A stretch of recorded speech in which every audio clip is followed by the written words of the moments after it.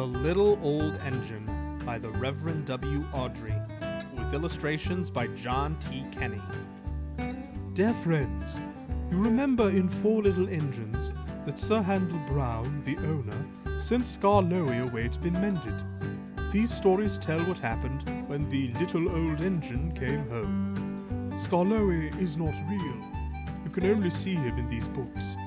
But there is a real engine just like Skarloey. He is very, very old and has been mended.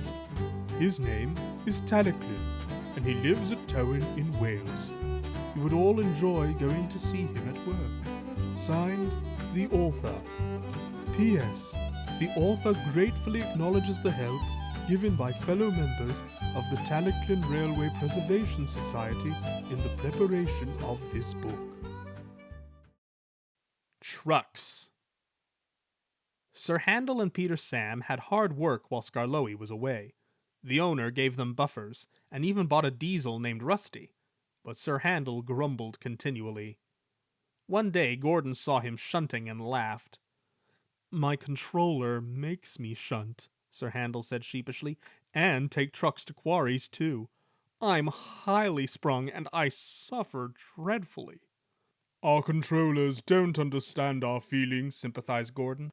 "Now, if you were ill," he winked, "you couldn't go, could you?" "Good idea," said Sir Handel. "I'll try it." "I don't feel well," he groaned next morning. There wasn't time to examine him then, so some of the trucks were coupled behind Peter Sam's coaches, and Rusty promised to follow with the rest. Snickered Sir Handel, but no one noticed. They were all too busy. Peter Sam didn't mind the extra work. He left his coaches at the top station and trundled cheerfully through the woods. The trucks chattered behind him in an agitated way, but he paid no attention. It might have been better if he had. Slates come from quarries high up in the hills. They travel down in trucks on a steep railway called an incline. Empty trucks at the bottom are hitched to a rope. Loaded ones at the top are hitched to one another. By their weight, loaded trucks run down the incline, pulling up empty ones. There are strong brakes in the winding house at the top to prevent loaded trucks from running down too fast. The ropes are very strong, too, but in spite of this, trucks sometimes play dangerous tricks. Peter Sam never bumped trucks unless they misbehaved. Sir Handel bumped them even if they were good, so they didn't like him, and played tricks whenever they could. Peter Sam pushed the empty trucks to a siding, where his firemen hitched them to the rope. Then on another siding, he pulled back some loaded trucks. With these in front of him, he stood waiting. More loaded trucks stood at the top of the incline, ready to come down. They couldn't see Peter Sam. They thought he was Sir Handel, and wanted to pay him out.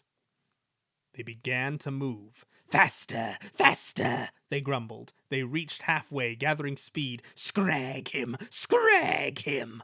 they yelled. "No, no!" wailed the empty trucks. "It's Peter Sam! It's Peter Sam!"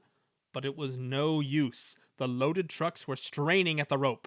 They broke it with a crack. "Hurrah! Hurrah!" they roared, hurtling down the hill. Peter Sam heard them. He shut his eyes. His driver and fireman crouched in the cab. The crash jerked him violently backwards. "Ouch!" he shivered. "I didn't expect a cold bath." The water poured from a channel smashed by flying slates. He was soaked from funnel to cab.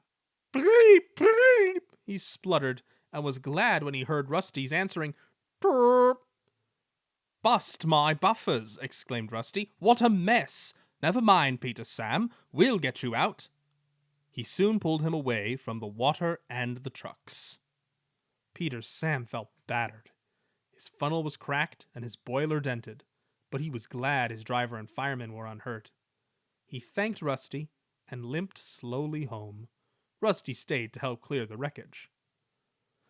"I'm sorry about your accident, Peter Sam," said Sir Handel. "I always stand well back. Trucks don't like me, you see." "Why didn't you warn me?" "I didn't think—" "You never do," said a stern voice. "You can start now while you're doing Peter Sam's work as well as your own. That'll teach you to pretend you're ill." Sir Handel did start thinking. He thought about thin controllers. And he thought about Gordon. He wanted to give Gordon a piece of his mind. Home at last. Peter Sam wanted to start work, but the thin controller wouldn't let him. "Another day's rest will do you good," he said. "Besides, I've got a surprise for you." "For me, sir? How nice, sir. What is it, sir?" "Wait and see," smiled the thin controller. The surprise was Skarloey. "Oh," said Peter Sam, "I am glad you've come home." They lit Skarloey's fire and he sizzled happily. "I feel all excited, just like a young engine," he said. "I'm longing to pull my dear old coaches again. Are they running nicely?" "Yes, they're running well," Peter Sam answered, "but we have 5 other coaches now." Skarloey was interested. "Oh," he said, "tell me about them." "Cora is a guard's van. She isn't as big as Beatrice, and she hasn't a ticket window, but I like her best. She was my guard's van in the old days. Ada, Jane, and Mabel are plain. They have no roofs. Sir Handel says they are trucks, but they have seats," said Peter Sam, "so I say they're coaches. What do you think, Skarloey?" The old engine smiled. "If they have seats, they're coaches," he said firmly. "Sir Handel likes Gertrude and Millicent best," Peter Sam went on. "He always tries to take them alone. They have bogies, and he says they're the only real coaches we have. They remind him of when we used to pull our express. Both have seats for passengers, but Millicent has a guard as well. He sells tickets and travels in a tiny cupboard place. I don't like that," he remarked earnestly. "Guards are very important. They need vans. They shouldn't be put into cupboards." Skarloey said nothing, so Peter Sam continued. "Did Rusty help you off your truck?"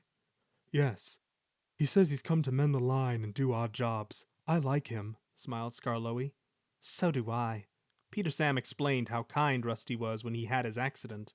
"It's a pity Duncan doesn't like him." "Who is Duncan?" "He came as a spare engine after my accident." "Is he useful?" "He'll pull anything, and I'm sure he means well, but he's bouncy and rude. He used to work in a factory, and his language is often strong." "I understand," said Skarloey gravely. Just then the telephone rang, and Skarloey's driver and fireman climbed into his cab. "Come on, old boy," they said. "Duncan is stuck in the tunnel, and we'll have to get him out." Skarloey was pleased. He wanted a run and looked forward to meeting Duncan. They found Cora and some workmen and hurried up the line. "How nice and smooth the rails are," thought Skarloey. "They've mended all the old bumps. Rusty has helped to do that. I must tell him how nice it is." Duncan had stuck at the far end of the tunnel. His coaches were outside, and the passengers were helping the driver and fireman to dislodge some rocks wedged between the roof of his cab and the tunnel roof. Duncan was cross. "I'm a plain, blunt engine," he kept saying. "I speak as I find. Tunnels should be tunnels and not rabbit holes. This railway is no good at all." "Don't be silly," snapped his driver. "This tunnel is quite big enough for engines who don't want to rock and roll." They cleared away the rocks, and Skarloey pulled Duncan and his coaches safely through. Cora was left on a siding, and the workmen stayed to make sure all was safe. Duncan grumbled all the way home, but Skarloey paid no attention. The thin controller was waiting for them. "Listen to me, Duncan," he said. "There is nothing wrong with that tunnel. You stuck because you tried to do rock and roll. If it happens again, I'll cut down your cab and your funnel too." Duncan, abashed, was neither plain nor blunt for a whole evening.